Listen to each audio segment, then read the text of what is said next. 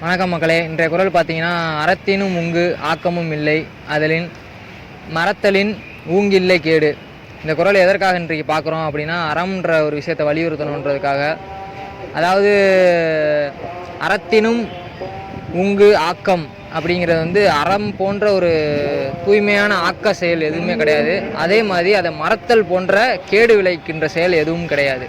இப்போ அறம் அப்படின்றது வந்து நான் இதுக்கு முன்னாடி ஒரு வீடியோ காலில் சொல்லியிருப்பேன், உண்மைன்றது தான் அறம் அப்படின்ட்டு. இன்று வந்து திருவள்ளுவரோட விளக்கமாக அதிலே இன்னொரு அரண் வலியுறுத்தலில் திருக்குறளை அடுத்து தொடர்ந்து வர்றது என்னன்னு பார்த்தீங்கன்னா, அழுக்காறு அவா வெகுளி வன்சொல் இன்னா சொல் அப்படின்னா, இன்னா சொல் இது நான்கும் இழுக்கா இயன்றது அறம். இதில் பார்க்க வேண்டியது என்னென்னா, அழுக்காறு பொறாமை அப்படிங்கிறது வந்து அது ஒரு பெரிய கொடுமையானது. அந்த பொறாமைன்றது வந்து இருக்கக்கூடாது. அதுபோல் ஆசை, பெரும் ஆசை இருக்கக்கூடாது. கடுஞ்சொல் பயன்படுத்தக்கூடாது. தேவையில்லாத கெட்ட வார்த்தைகள்லாம் யூஸ் பண்ணக்கூடாது. இது போக கோவப்படக்கூடாது. இந்த நான்கும் தான் அறத்திற்கு துணையாக நிற்கிது. இதுதான் அறம் அப்படின்றாங்க. இந்த அற வாழ்க்கைப்படி நம்ம வாழணும். அப்போ தான் இந்த வாழ்க்கை வந்து முழுமையடையும். அதுதான் அவர் சொல்ல வராரு. இதுக்கு முன்னாடியே பார்த்துருப்போம், அன்பு மரணம் உடையதாயின் இல்வாழ்க்கை பண்பும் பயனும் அது அப்படின்றது.